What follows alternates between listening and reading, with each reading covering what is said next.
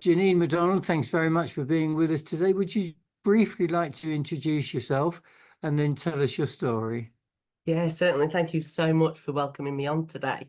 So I'm Janine McDonald and I run my own business, which is Clear the Clutter Now, which is decluttering and organising for mental well-being to increase productivity and improve clarity and abundance.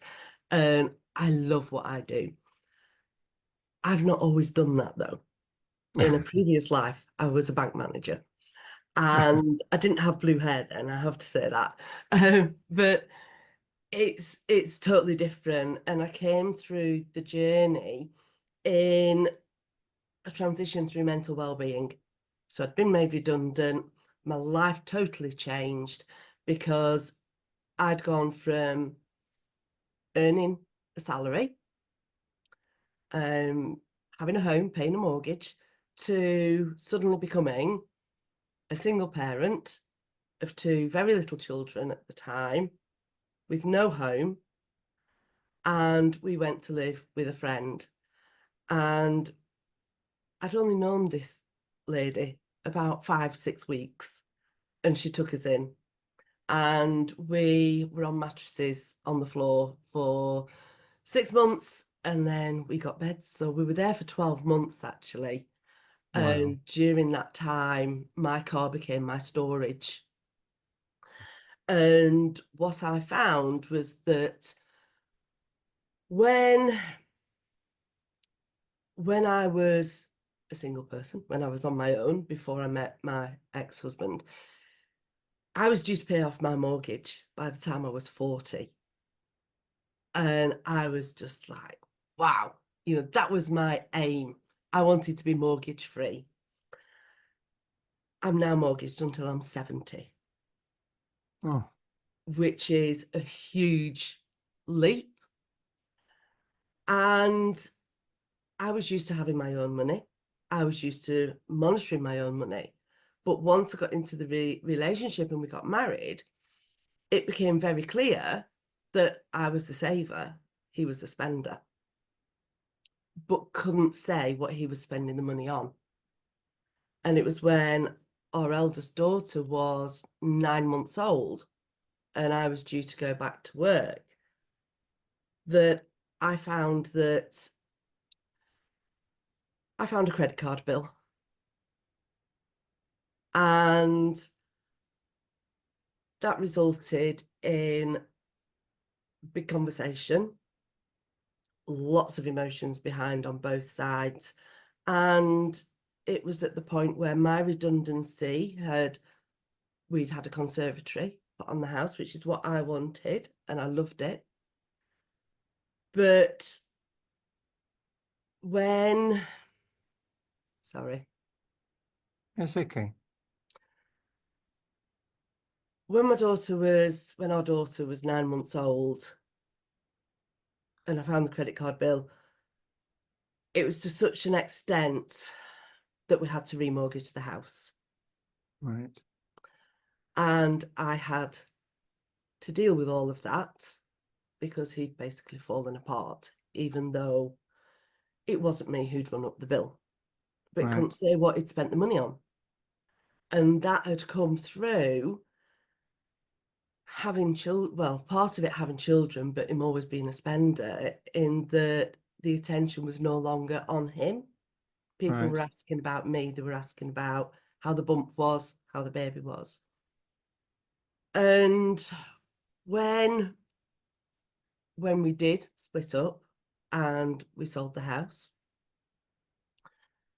I then struggled to get a mortgage. I couldn't afford rent because I wasn't working at that point. I was on employment and support allowance through my mental well-being, and rents were as high as mortgages, but you needed a deposit, which I didn't have. Right. So to be able to buy the house that we're in now, I had to go to my parents. Yeah. And when you're in your mid-40s, you don't expect to have to go to your No. parents to ask for financial support. And very kindly, they did give me an amount of money, which enabled me to get a mortgage to buy this house. Right. But now, like I said, I'm mortgaged until I'm 70 to Right. bring the payments down to an affordable level that we can do. So that was really the first time that I've shared the story. Right. And it does bring up quite a lot of emotion, I can imagine.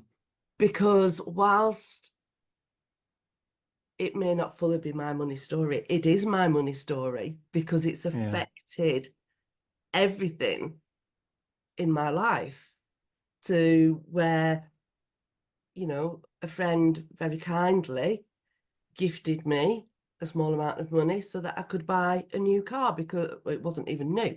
It's quite an old car that I bought second hand. Right. But the car that I had needed so much work doing on it that it wasn't worth doing the work. It was more economical to buy another car. So I'm not used to asking for help, Right. but it has shown me that people are willing to help, to support you, to see you succeed, and for you not to struggle. Yeah. And I now pass as much on as I possibly can to others. I will help some of my clients if they're struggling with paperwork, for instance, or they have to make a phone call to do with benefits or the water rates or anything like that. Right. I'm happy to do that with them. I provide that as part of my service because I had help to do that, and I'm now passing that on to support others as well. Okay. Janine, well, you're very brave to have got through the whole thing with such fortitude and a smile on your face, and I'm sure that's always been difficult. And it's great that you're helping others as well. What a story! How difficult this must have been. At any stage, did you think you wish you'd done something differently, or was it just impossible to anticipate what was going to happen to you? It was impossible to anticipate. However, hindsight is that wonderful thing. Yeah. But what I do say, and I say it to my girls, is make sure that your money is your money, and always make sure that you can be financially independent, even if you are in a relationship, because you Right. never know when you are going to need those funds to either escape or to move on or to do something that you're really passionate about. Right. Can you And tell us who was the first person you asked for help, and what did they do? Was it a friend? Was it a bank? Was it a financial institution? Who helped you first of all? first of all, it was my parents. So my dad was very, very ill with pancreatic cancer at the time, but they actually came to me and said, look, if it means the difference between you getting this house and not, then we will support you. And I knew that my dad wanted to see, myself and my girls settled Yeah. in a home before he passed away. And they very kindly did that for us. Yeah. And then we do laugh because it came with but we will give that same amount of money to your sister when we both die in the will. So know that she'll get it then, you won't. Okay. And we do laugh about that. But yeah, without them, I won't be here. I wouldn't be where I am, and my girls I wouldn't know. have the home that we have. I know, Sounds thank like God. you got. No, I just wanted to ask one question first. Thank you for sharing this. Like Ray said, it's very, very brave of you. I think most listening to your story, everything started with the credit card bill, right? Which you were not aware of. So did you have to pay that credit card bill? Was it in a joint name? Was it his name? Why did you feel compelled to clear that credit card bill? Even, I mean, obviously then you guys split up and so on. So everything started from there. Did you not question? Why did you feel compelled to do so? To clear off that, which was not yours? I don't like debt. I've never been a person who has generally got into debt. And the situation we were in was that we did have some money from my redundancy. We were, looking at the future and how we could do this. The interest rates on the credit card were just astronomical. So what we did was we used some of the redundancy to pay off the credit card, but then we had to bring the mortgage down. So we did that. We had to borrow more money, but we then had to extend the time for it as well. But I suppose very naively, when I bought my home, and then he came over and we bought a joint home. So he sold his, we put the mortgages together and then went Right. 50-50. And his mortgage was a lot higher than mine. Right. So looking back, I'd have done it in ratio, in proportion to what the mortgages were as to what we contribute to the new mortgage. But I felt we needed to do it because I didn't want it hanging over us. I didn't want the possibility of him not meeting the repayments of the credit card and us ending up in an even worse situation. When you're together, you want to help and support. That's why we're together. Yes. What ultimately led to you leaving him? It was emotional abuse and looking at the credit card and the other things that he spent it on. It's financial as well. And the relationship broke down long before we did split up, because I tried and tried and tried, but you can only try to a certain amount. And it's the things that I regret. Yes. Do I regret having to spend a year sofa surfing at a weekend and staying with a friend who's now one of my best friends? No, I don't regret that, because Yeah. she provided us, she nurtured us emotionally. She cooked for us and just had that whole round nurturing, which is what we needed at that time. And I credit where I am today to that year of nurturing, because Right. I had zero confidence before then. You're incredibly fortunate to have such a great friend and support, with parents. Yeah, absolutely. Yeah. Oh, well done. Okay, Janine, I've got a couple of questions for you. We recorded a podcast earlier this week, and we had a couple of financial experts and a solicitor, and we were talking about prenups, and they all agreed that when you get married, you want to walk down the aisle for love. You don't want to think about those other things, and it is difficult. But you obviously have to give advice to your girls as well. What do you think about that in terms of course, when you get married, you do it for love, there's complete trust. Should there be something more acceptable in terms of prenups? Or do you think there's anything the financial institutions could do I mean, they've warned you about everything else, you know, the value of your investment could go down Yeah. as well as up. They should say other things, shouldn't they? What do you think? It's hard because you can have a joint account with anybody. It doesn't have to be a person you're in a relationship with. So I would think it's quite difficult for a financial institution to monitor that. However, as soon as they become aware that there is a dispute between the parties on the account, they will put a stop on that account.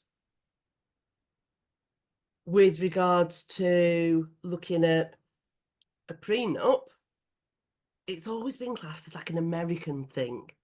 Yes. It's not been as popular over here. But certainly you need to know whether your partner is a spender or a saver. And whether that be whether you've got married or you're living together. I think if you're in a relationship where you're going forward, yes, something to be in place to say that if this happens going forward, this is what you agreed earlier on. So it's already signed and sealed, if you will. So say, for instance, okay, so we're going into a relationship, we're buying a house or renting. If we sell the house and if we have children, then the split will be, I don't know, 70-30. Right. When you're doing it without that emotional level of involvement, Yeah. it becomes more matter of fact and it becomes more logical. And well, if this happens, it could be this. If that happens, it could be that. When you're in the middle of everything, it can become a bit of a fight. And you've then got the expenses of the courts. You've got expenses of solicitors. As if it had been agreed beforehand. Yeah. You just refer that back to that legal document. Yeah, so Yeah. you do like the idea of having an agreement before, but not call it prenup or something, but Yeah. something in place. Yeah. But doesn't Yeah. it kill romance? You know, you're in love when you're getting married, and it'll kill the romance when you're talking practical things. But you do, when we did get married, there was a marriage guidance course, but we did it after we'd got married because the church couldn't do it before. If we'd Right. have done it before, things might have been different, because there's certainly questionnaires that you fill in, and it comes apparent that actually he was a big spender then, but I didn't know to what level. Right. As if So- I'd have known that, I'd have entered the relationship in a very different mindset. Right.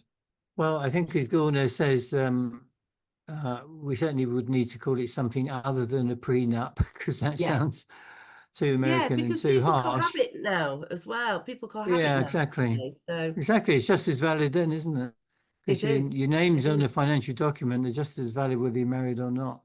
yes, But if it became the norm to have some kind of financial agreement, there would be nothing unusual about it. And maybe most guys would actually say we should do it this way. But of course, in the case you're talking about, it probably wouldn't have happened because you didn't know how much of a spender he was, and you wouldn't want that to be revealed to you. So it is so difficult. One of the things we like talking about on these podcasts is what can be done. What can be done to stop this happening? It's obviously very, very difficult, but there must be ways of doing it.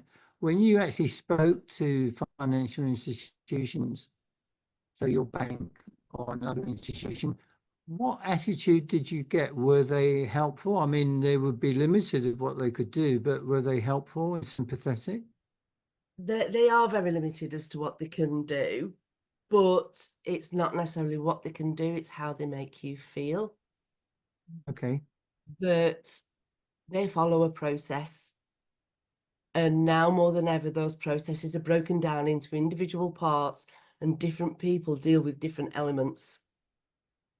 And I think through what's a very emotional and upsetting time, you need a little bit more hand-holding, a little bit more acceptance that you are still who you are, Right. but you have rights to do this. What did happen was made the phone call to the bank and said, this is what's happening. Said, right, we'll freeze the accounts. You need to go and sort out your direct debits. Okay. As I think an invitation for us both to go in together and sort it out with somebody would alleviate some of that stress. Now, I appreciate that can't be done in every circumstance because everybody's relationship is different and everybody's circumstances are different. But if you just So- had that little bit more empathy, it would go a long way. Right. Okay. So freezing the account stops the bleeding, but it obviously doesn't sort anything retrospectively. You've still got the No. problem. Yeah, exactly. And yes, you're right, it stops the bleeding, but it also creates a mountain of other issues. Because if everything's a joint account, you've no access to any money. Yeah. So if you've no access to money, how are you going to move out? How are you going to escape if you need to? You can't. So you then have to get set up an account in your own name, which then takes a while for your cards to arrive. But then you've still no money in that account because the other Right. account is frozen. So Yeah. always keep an account in your own name. Yeah, I was about to say that. It would be a better idea to have your own individual accounts and have a joint account and Yeah. for expenses. So you have access to your money, but then you know how much money is going in a joint account for whatever is Yeah. required. Yes. Yeah. That's So- the easy way of doing That it. sounds great. So Janine, would that be a key piece of advice you would give to other women? When you Yes. start off in a relationship, whether married or not, yeah, have a joint account, but also keep or set up an account in your own name. Yes, definitely. And I would go with the proportion in relation to income levels to transfer a certain amount into a joint account each month to cover bills, expenses, and everything else. Because if it's 50-50 and one's earning twice as much as the other, Yeah. that's restricting, very much restricting the lower income earner. Okay. Well, one of the things we hope to do is produce some kind of checklist when we've finished this series of podcasts, and that's a very important point that should go on it, really. So joint account, yes, but also keep an account or set up an account in your own name to Yes, protect you long term. yes, Okay. definitely. Well, again, Jean, you're very brave to have shared that story with us, and you're very brave to have got through it, and you keep smiling, which is great. And I'm sure you sound like your mum and dad were a great support to you as well. But they're going to Yes. give the same to the others as well. But that's the way Yes. my wife and I would be. So I totally get that. So thank you. Thank you for sharing. you. Gemma Sander, thank you also for being with us today on this podcast. Do you want to tell us a little bit about your story? I thought emotion invoking it would be actually after all these years. I've never spoke about it before, so yeah, just bear with me. I'll Of course. start, roughly, so when I was 19, I had my own mortgage. I moved out, I had a good job, and I was working, just having fun and stuff like that. And then I met my partner in my 20s, and I won't go into detail of the relationship. It's about 10 years. They probably are about 33, maybe. I think it might have been about 2014. Okay. I decided to split up because the relationship wasn't working, and again, there was like emotional abuse and stuff. And now I know it as coercive control, but back then no one knew what that was. Yes. So basically, splitting up with him, I thought, well, I'd set up my own company. I had my own brand. I was doing really well. I'd won awards for it, and I thought, this is fine. You know, me and the kids, because I had 2 kids by this point, will be absolutely fine because I'm financially okay. So I thought, so I split then, and basically I had a lady like working for me, so it was like running really Okay. nice. But it was a very small, what would you say, a cottage business, but it was a really, really good one, like for, you know, a single mum on her own. So Yeah. I decided to split, and it was just like, no, that's not happening. What do you mean? And then it was like, oh God, it's really triggering this actually. Like, no, if you basically, this is long blunted down, but if you leave, I will destroy you. And I was thinking, how, like, and yeah, so, but all my stock was at home because obviously I worked from home, and it was put into a storage container and held at ransom. So I couldn't fulfill my orders. And Good grief. obviously, sometimes like people will think, oh, well, it's only, you know, a little business, whatever. But that was like my lifeline to kind of move out. And that was my, you know, job and stuff. And it was my only job at that point, because bringing up the kids, my daughter was only, she was a baby, she was still on milk. And my son was very little as well.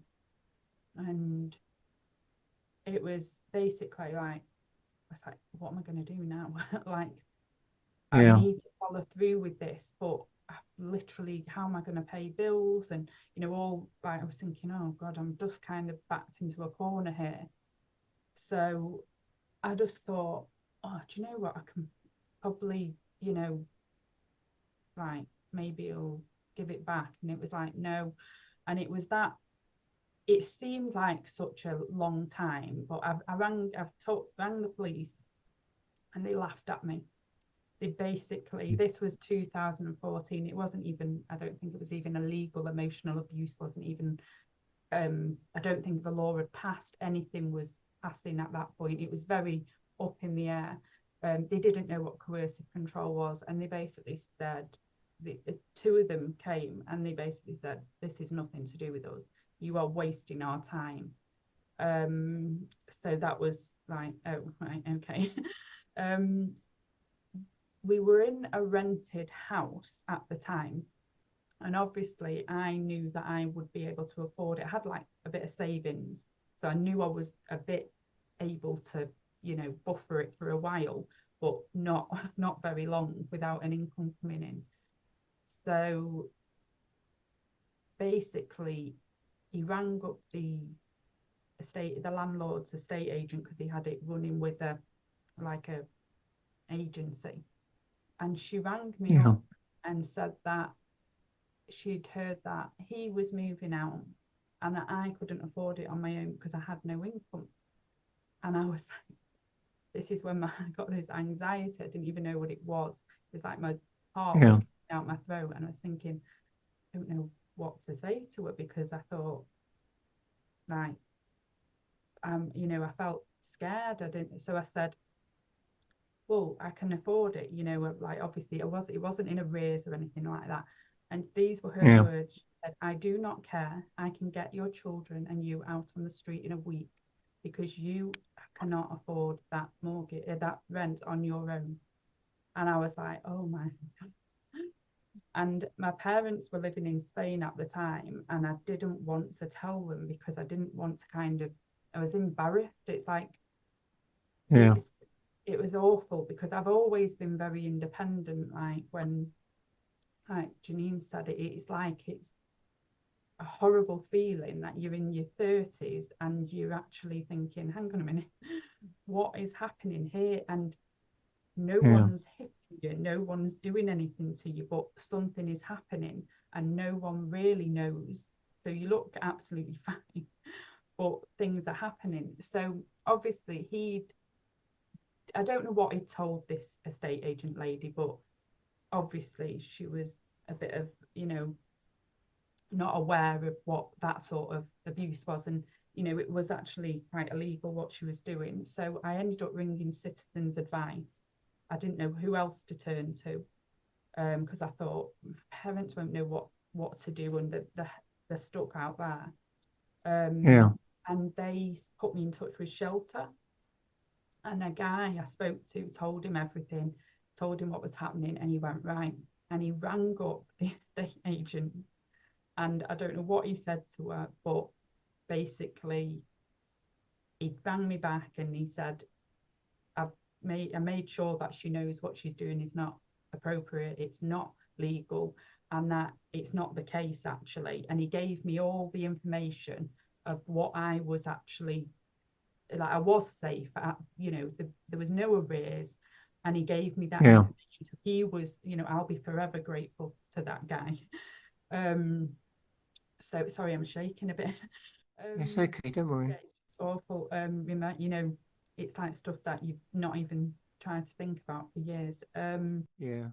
And luckily, my poor landlord, he didn't even know that she'd done that. He was not. He was a nice guy. He was like, just a normal like guy. And he said, I'm so sorry that's happened. Of course, you can stay, just let me know what's happening. And so what I did, I started looking for somewhere else.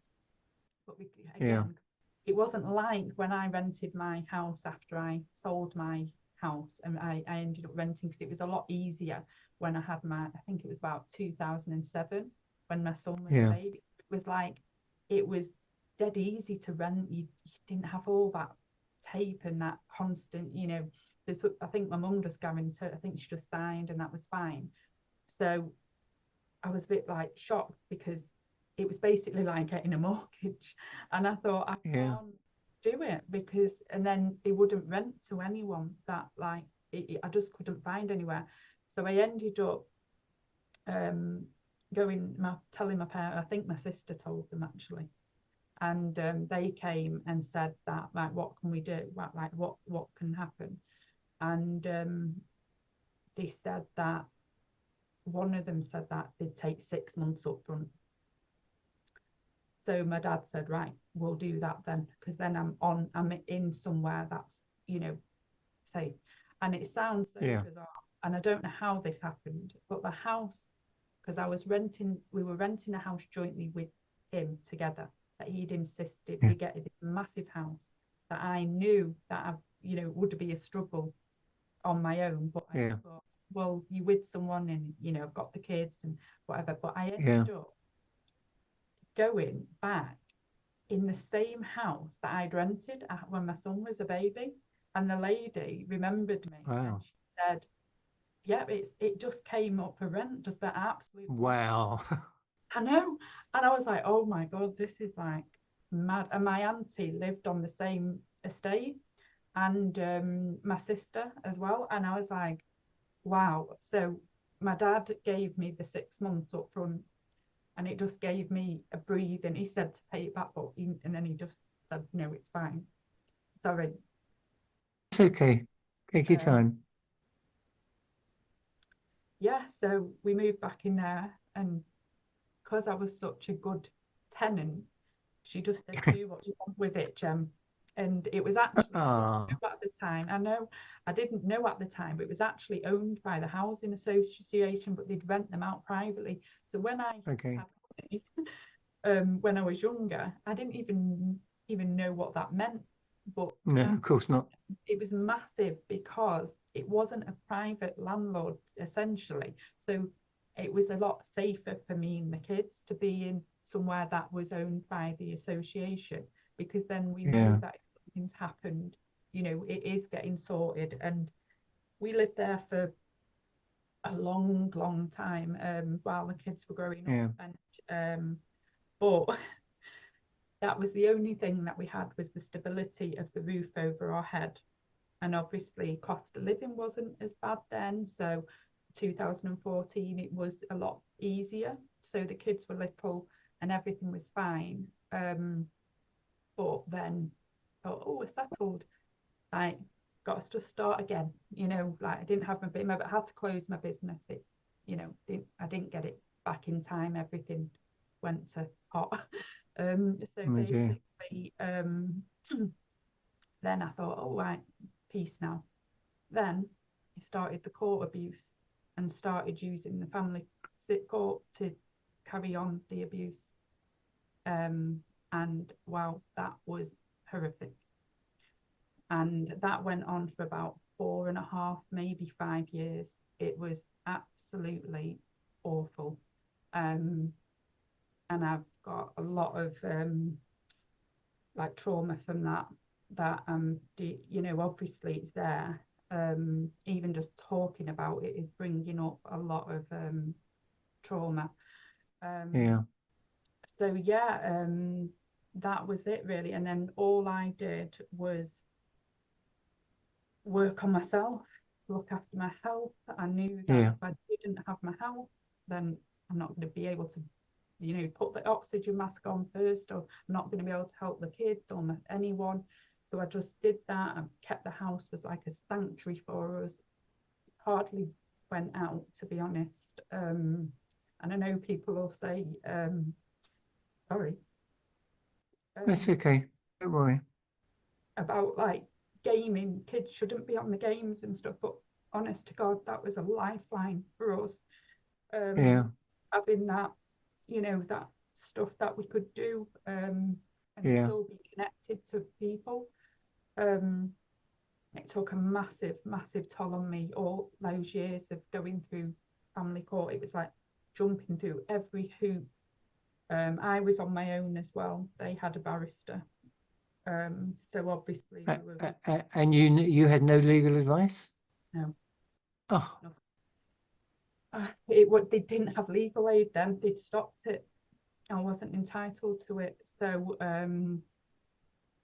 I just learned everything I knew about law and everything. I didn't even know what type of abuse it was. I just I figured it out before there was even a name for it. And I just kept saying it's like someone's kicking you, but like there's no one there. And you just keep, I couldn't tell anyone either, because no one knew what was happening. Even after a bit, like my parents and everyone and my friends, they don't know what I've gone through, because you can't see it. So it was just me, just every, you know, I couldn't even work properly, because when you're in that family court system, they just tell you when to go, and it doesn't even matter whether you are away. If you are not there, they then I was threatened that if I didn't turn up, I would be classed as being awkward. So I was, you know, I had worry all the time about that. I was trying to tick every box, and it was just, but I can't even describe it. It was just absolutely awful. And then eventually 2018, so you can see the timeline of how long this went on. It was like, I felt like I was in the twilight zone. It was just never ending. And obviously now I know that, you know, people can get, like, it's not PTSD, it's complex PTSD from the relentless continuation, because you can't move on with your life. You sort of in limbo. So eventually 2018, I was trying to put stuff in place for myself in between, and obviously we had a very lovely like how home, like I was doing a lot of work on myself, reading books, you know, doing a lot of self work, therapy. I got a health coach, and that's what I actually am now. I'm a health and nutrition Right. coach, and that's what I trained as, because that fundamentally is what actually helped me. Right. Because everything, and it's action. So when you're speaking to somebody who's a health coach, you can actually get an action. So you're not just having talk therapy, you can have that combined. But that was fantastic for me. So basically I was able to put loads of things in place, and then when the court did end, I think it was 2018, a couple of years, and I just got myself financially stable, and then obviously COVID happened. Yes. That's just bad luck, isn't it? But yeah. Did you laugh about it then? Yeah, it was just sorry, what was that, Ray? I didn't hear Did that. you laugh about it then? Yeah, When that's fine. If I don't laugh, you know, it's just like that's just one little thing. I have to laugh because otherwise, yeah. wow. But yeah, then I kind of ended up back at square one again. But obviously that, you know, was a very different circumstance, because that's not somebody doing it to you. It was obviously just an inevitable thing back with. I know. Yeah. But even so, there's a temptation to look up and say, really? I was like, oh my goodness. But basically everyone says, oh, what you know, it makes you stronger, but sometimes it's like it does make you stronger, but there's a lot of stuff there that, you know, yeah, it's not worth it. It's not worth getting stronger for having to go through that. So yeah, that was it really. And then obviously then it brings me to sort of where I am now in my 40s. So you're talking a full decade of, well, a decade before split, and then a decade basically of coercive control and manipulation. And it's only just really in the last few years calmed down. And I have a feeling it's something to do with that law passing in April 2023, where obviously the child maintenance system is being looked at, and people use that to carry on financial abuse and withholding, and just leaving people completely, you know, without. So yeah, that's my story really, and obviously there's a lot more stuff to it, but Of course. yeah. Okay. That's Well, it. I think that it doesn't stop, does it? It's No, like you really say, once a relationship splits, it doesn't stop, and especially when there's children, it carries on for so long afterwards that you are still being controlled financially. And I think that's so important to get across to these young people who are going into relationships. If somebody had said to me, Julie, this is the relationship you'd end up in, I would have laughed and said, yeah. absolutely not. But abuse isn't done immediately. It's a period of time where that person works on you, it changes you, affects you. So before you know it, you're in that environment, unrecognizable. Yeah. I think you're so right, Julie. Before we come on to you properly, Gemma, thank you so much for sharing your story with us today. I know it was very difficult. I have to tell you that we interview huge numbers of inspirational women during the course of a year through She Inspires Awards, but Janine, Gemma, you've been just so incredibly inspirational. Your stories, your bravery in telling us today. Gemma, I've been known to tear up when I'm listening to some of these stories, but the emotion I feel strongest with you is anger. When you said that the police laughed at you, oh my goodness, that just drives me crazy.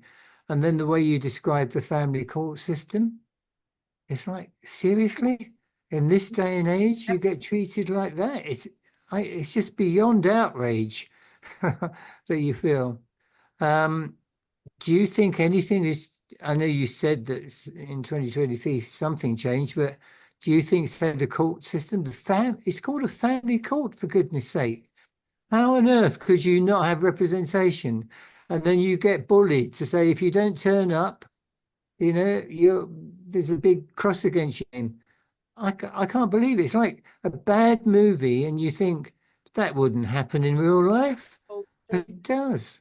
right, when I was in my 20s, I thought, was I naive, or maybe I was just, my worldview is completely different now. I have trust issues with certain authority because of Yeah. this. You know, I was very glass half full person. Yeah. I'm not at the moment. No, I'm not. I'm sort of like, it's a little bit sort of full, but really no, I'm struggling with that. I suppose it's still raw. It's still, you know, I've not even been able to, even though there's laws that have passed now, to me, it's just a tick of a box, and it's not really, nothing on the ground will actually be helping anyone. I don't think. I think the only thing that I've Right. of what we can do and what I've done with my kids is we need to teach people about coercive control in schools. And it's, Yes. my youngest is a teenager, like young teenager. My other one's nearly an adult now. So I just feel like I can see it happening already with friend groups and stuff like that. And it's not just within the court system and in relationships. I've even found that certain coercive control is happening as well to vulnerable people like me and Janine and Julie, who are starting our businesses, with other, not just necessarily men or relationships, but other women that are diving on us and thinking, oh, they're vulnerable. And I've been aware of it. I've been able to see and thought, oh, that's coercive control there. So I've been able to rein myself away from it. But if you're not aware, you wouldn't realize it, what was happening, till it was a bit too late. So I think the awareness is the key, and teaching very young boys and girls, like, so when Yeah. Thank you, think- Jem. I think you're incredibly brave, very inspiring, you know, what you've gone through, and you're still here and smiling, and you've taken charge of your life, which is absolutely brilliant. And yes, you're right, and that's what we are trying to do. We are not trying to beat around the bush. We are saying, let's talk money. You know, it's not. It is as direct as that. And again, through Julie and Mandy, we are trying to reach, you know, kids in school at very, very early stages, and the idea is that we try and get it incorporated into the curriculum, and so on. And let's see how far we can go, but definitely we are trying what we can, and it's people like you who will make it happen, because you guys are shining examples of resilience and bravery and courage. And so thank you very much for that. Yeah. Thank Thank you. And I don't think Gemma may be the same. When people say that to us, we know that you're sincere in saying that to us, but we don't generally feel that because of everything that we've gone through. Of course. It's years of control, and you know, Yeah, you're not but I trusting fully agree with it so- needs to be in schools, because my daughter has been coercively controlled with other students at school, and you know, she's very young, and you just think, "Ah, what's happening?" And things need to change, and we do need to get it into schools, and I am more than happy to be on board with that. Thank you. Okay. Well, we're about to talk about that, but Janine and Jemmy, please be assured that when we say things to you, it's not just saying them. It won't end with this podcast. We want things to change, and it's not just about laws. It's about attitudes. It's about so everyone learns what coercive control means, and they didn't before. I don't really care. They could do that, but they've got to change their attitude. The attitudes are completely, absolutely unacceptable. And it has to change. But I like what you said, that the teaching has to be to girls and boys as well. That's how you change things from an early age. You grow up actually knowing what is right and what is wrong. I know that may sound just so simplistic, but that's what we're talking about. And some of the things you said in your stories are unacceptable. So wrong you wouldn't believe it. And it just shouldn't happen anymore. And we'll do everything we can to make sure people listen and things change. Yes, easy for us to say here, and who are we? But we will really, really try. And it's the courage of people like yourselves that actually spur us on to do more. And we're probably going to get you to help us as well, because Change- you're so inspirational. Who knows better than you? Change is So- always, yeah, not one person can change. Yes, we have a platform and we can do and we can start it, but it has to be everybody to bring in a change, you know. And again, with the term coercive control, we have to spread that awareness what coercive control really is. And again, in schools, when you're talking about, it has to be clear distinction whether it's coercive control or it's bullying and what's happening, and all those things have to be very clearly demarcated. Because if we start using, or rather misusing, the term coercive control, then it loses it, you know. So we have to define it very clearly and what applies where as well. So yeah, Right. thank you. And also, Jimmy, your story about the family court, that's judicial coercive control. And Yeah. that's even more disgraceful. Anyway, thank you again so much.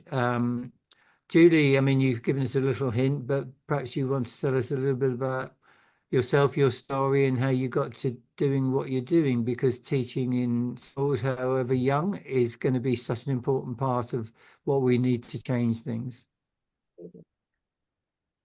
I mean, without going into massive detail again about my story, I mean, the girls that have shared today, gosh, it stirred up so many emotions and memories for me. I don't think it ever leaves you.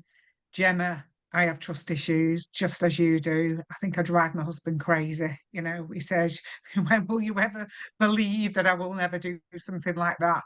I don't think I'll ever believe that, because you're in survival mode. And I always feel I have to protect myself. And I actually do have, and he laughs at me, I have a running away fund in my own account. And that's through what happened to me, you know, marrying someone that he was actually in finance, very clever, got me involved in debt. And very, very similar bit to you, Ginny, ended up having to pay things off. Luckily, my mum and dad are very supportive, but I didn't share a lot with my parents. They didn't have the financial backing to help me. They've always been sort of working class people who, you know, everything they have, they save, they spend, and work really hard for what they had. So I think for me, there was a lot of shame in my relationship, in the fact that I knew it was breaking down. I knew I was being financially controlled, sexually controlled, emotionally controlled, and I'll get upset. So, but We've got you. We've got you, Julie. the shame, if that's horrendous. Yeah. But the first time I told my story was through Gulnaz, in her book, of Inspiring Women. And it's the first time I was honest with people around. I think when people look at me, they say, oh, Julie's got the confidence, the success, she's done amazing. They don't see the hurt and the past, do they? No. All right.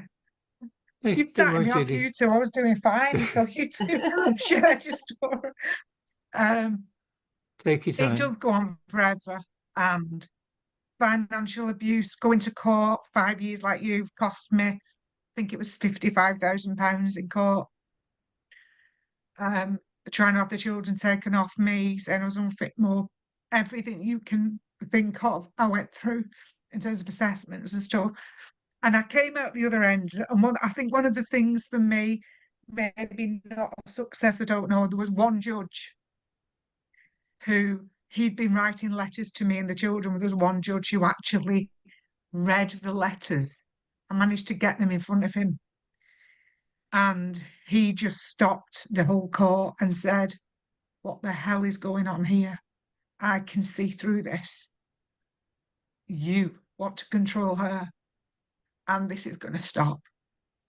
And I could have kissed that judge because I'd had women judges.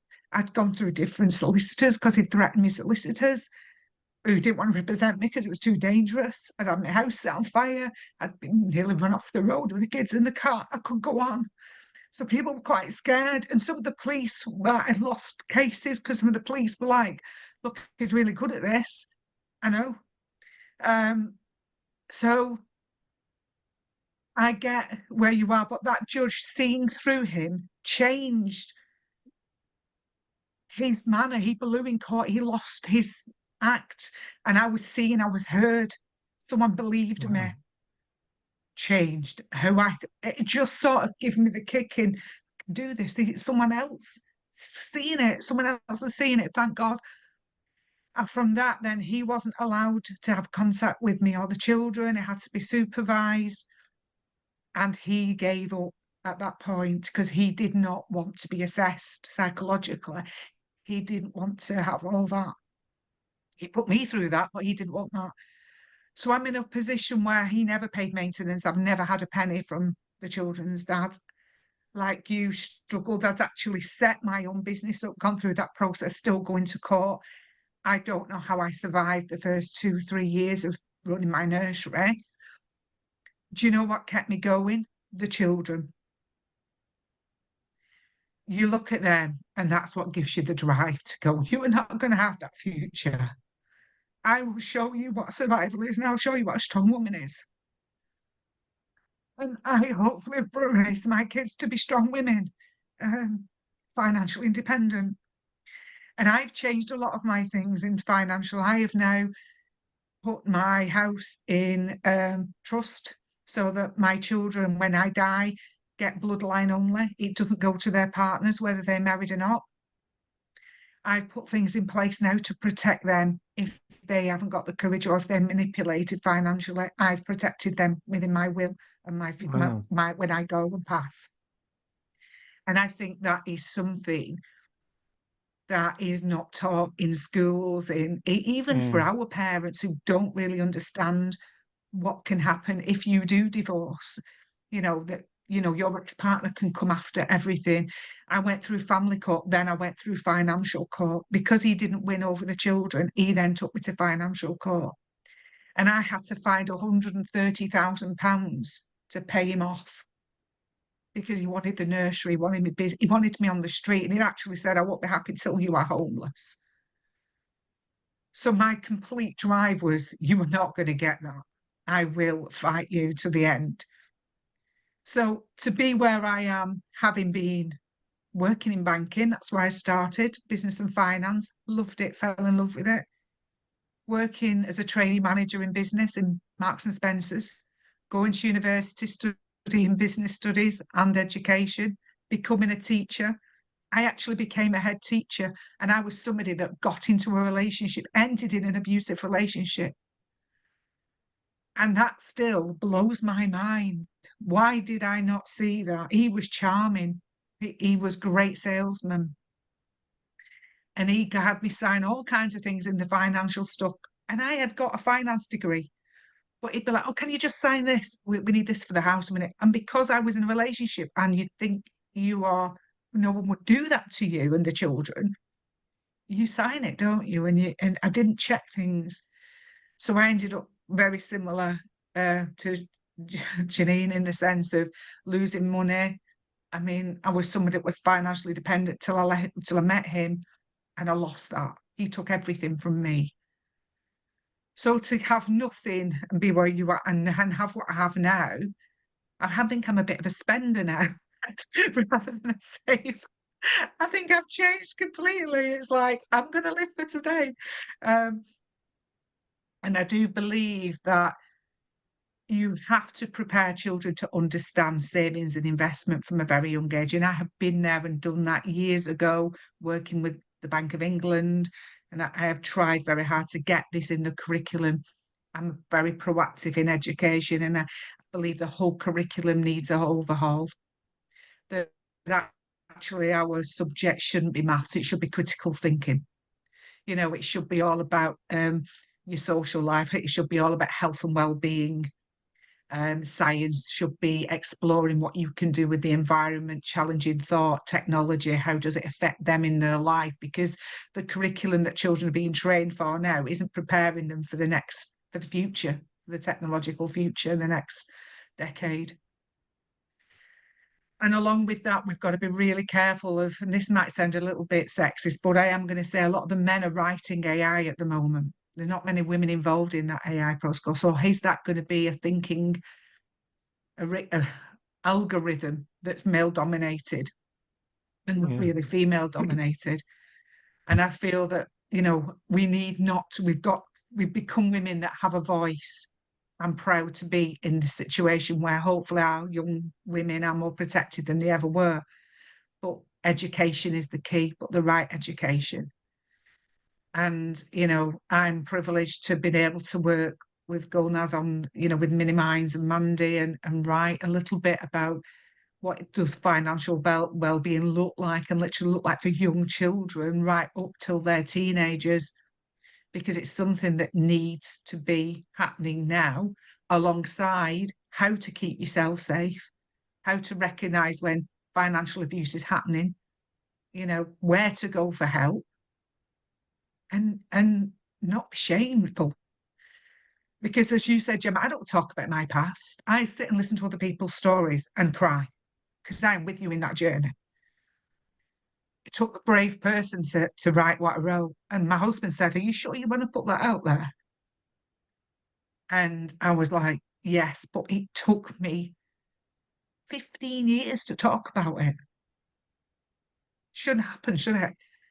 And that's because we are in that position where you get PTSD. I think is the reliving, isn't it? Of I don't want to relive that. I want to move forward. So for me, I'm utterly grateful for you two sharing your story today.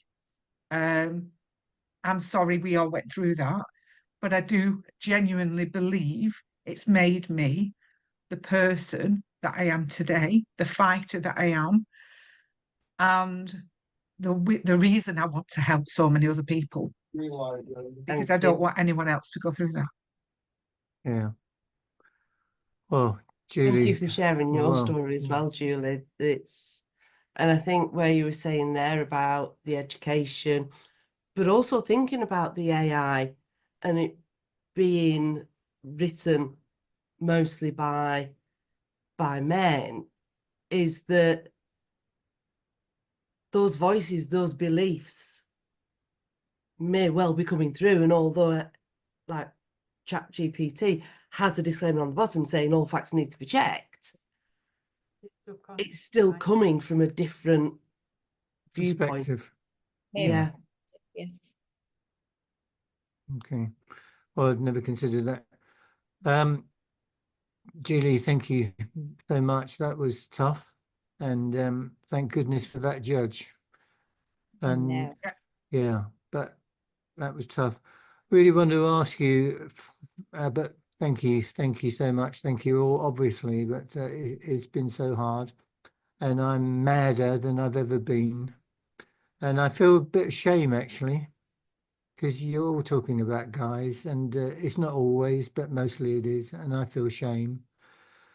So anyway, and that's part of what we must change. There's Julie, some good guys out there. Yeah. There are good guys. My new husband is my guru, my hero, who champions me. There are good, and we have to remember that. You know, not all. I mean, my middle child has believed that all men are bad because of her dad. No, all men are not bad. It's recognizing your strengths within and just, you know, protecting yourself and recognizing those early signs. It's true, but I've got a daughter and two granddaughters, and yeah, I would certainly endorse what you just said. But how do you tell the difference? And I'm never going to. Well, not for my granddaughters. I'm not going to be there to have that kind of influence. But how do you tell the difference? It's up to their mums and dads and society. But I like the sound of teaching in schools, including nursery schools. No age is too young to start teaching our children about life. Money is a very important part of life, but it's not just about money. So, Judy, do you want to just talk a little bit about what you do and your attitude towards teaching very, very young children? I think, I mean, I love teaching the early years sector. I'm passionate about early years. You know, they're the foundation of stepping stones for all our older generation. What we know now is what you can teach a child at 3 to 5 can predict what they'll receive at a GCSE level. So we know that it's the foundation for life, really is. Right. But through children, it's important to do it through fun. It's important that children don't know they're learning. So a lot of the great ways of teaching children is through rhyme, through song, through wonderful stories, through rhyming stories that they are relatable to. So if you put a character in that's relatable and they like that character, then they are going to more likely fit with that character and believe in it and attach themselves to it. Like little mascots. Children love mascots, don't they? And that's the thing we've had with Savosaurus, with Minnie Mines and Pennywise the Owl, which is a book all about children learning to save, spend or share. And we have written a little rhyming book that will start off within early years and then will progress, hopefully, through sort of primary and further on, so that it becomes a series of where that book goes to, but the way it's written will develop and there'll be more sort of questions and things like that at the end of it. So where children can go back and check on what does that mean. So there can be key points and notes for learning for teachers, professionals and parents. Yeah, Okay. thank you, Julie. I mean, I have, obviously, I know about Mini Minds Matter, Mini Minds and Julie and Mandy, and they were the first people who came to my mind when we thought of financial literacy in schools, and I'm really looking forward to how it develops and progresses. But yes, this is the first book, and we are looking at a series. It was interesting. I was at college last week, and we were talking to students. You know, there's something called learner voice and student voice, and we were there because I'm a governor there. And one of the girls, and you know, she said, "Oh, it's all right, everything that we've got here in college, but I'd really like to understand and know more about how to pay bills and, you know, how to manage money." And so she was, it's good that, you know, young people are asking for that. And again, it was financial literacy and well-being and so on. So let's see, young people are realizing the need for it. And we are here, so let's see what we can do to resolve some of it. We can't we can't change all the problems and, you know, the world problems, but we'll do what we can in our own way. And if we can, you know, make a difference in few lives, and that's enough, you know, whatever. We're more focused on how many A levels or GCSE As we can collect, and actually they walk away, these children, with maybe 10 grade A's. But actually no understanding of what life is about. So it's now, well, how do I go and get a mortgage? How do I go and open a bank account? How do I get a credit card? And then the dangers of credit cards. You know, it's those things that they don't come out with, and that knowledge of, you know, how do I, you know, we know there's ISAs out there, but they don't know what an ISA is and how, you know, what the savings rate, what's an interest rate and how it's calculated. So there's so much that can be brought into that education system through a fun of learning, through characters, discussions, you know, workshops, all those kind of things that we need to equip our children with. And if the government are not going to do that, it's left to people like us to facilitate change. As well, with younger children, you've not got that physical view of money now, because you know, when the children get spending money or an allowance or whatever, it goes onto a card, into a little account, and then they go and spend with their card. So there's no physical, or not much physical representation of money, and you're counting it and you're looking. So it's still a transaction, but there's not the same level of thought process that goes What through is it. that 'Cause it's card just like, worth, to the money? yeah, Why is that card? I remember my children saying to me, well, you just pay on that card and then you can have whatever you want. And I was like, Exactly, that is dangerous, but that's what they feel because they're not relating to it. They haven't got like £10 and they're saving physical 2 coins and then spending 2 coins, and so there's no touch, no feel. And again, if you guys are happy, we will contact you, Gemma and Janine, and as we develop our learning material, it'll be nice to have your input as well, and that'll be great. certainly be delighted to be involved. Thank you. Yeah. Well, and you talking about credit cards, I think people were very happy when the main base rate was 0.1%, but suddenly the interest charges go up. Well, what's going on? What's happening? They don't expect it. And the questions you get when kids leave school, Dad, what do rates mean? Why do I have to pay rates? What are they? It's just basic facts of how to live your life. And the biggest thing of all, I think especially now, is taking pensions seriously as soon as you start working and putting something away, because how many people work for the same company and have a company pension when they retire? It doesn't really happen. So it's got to be an individual decision. It's such a very simple, obvious part of education, but it isn't there. So Isn't that? we have all these grandiose plans to actually change the world, and I absolutely refuse to accept that we can't. I absolutely refuse to accept that we can. Things that are wrong should be put right. I don't think, we want judges who read letters like the one you had, Julie. But One some of the person. things that happened to the family court that you experienced, Gemma, that's just completely outrageous. So we want to make enough noise. And yes, we're there are not 100 of us, but there's Gulnaz and I and all of you and a lot of other people who help us. And we know a lot of people in places that they can influence. There has to be change. We cannot put up with all the things that all of you have suffered. It's just not right. We can't change the individual circumstances because they're just that's individual people who've treated you in this completely horrible way.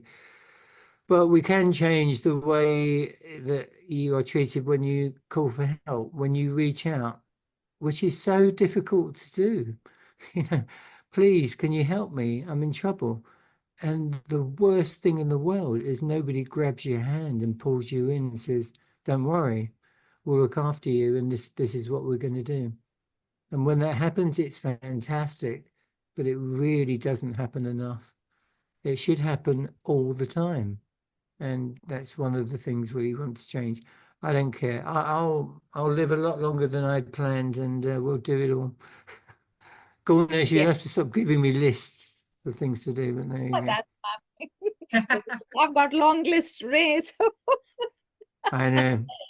Exactly. Gulnaz has meetings after meeting after meeting, even when she's away in another country. She still finds people to have meetings with. But great things come out of it. Great things which involve not helping a dozen people, but hundreds of people. And recently, Gulnaz was in schools, and not in this country. We're talking about hundreds of girls who are in need of someone to say, okay, this has got to stop. The way you're living your life has got to stop. And we are inspired by the courage of three of you, and we're affected by it, and what you've had to go through, and thank you for your bravery in doing it, and thank you for bravery in coming to talk to us today. And I think a lot of other people will be very grateful as well to hear your stories and know that there is hope.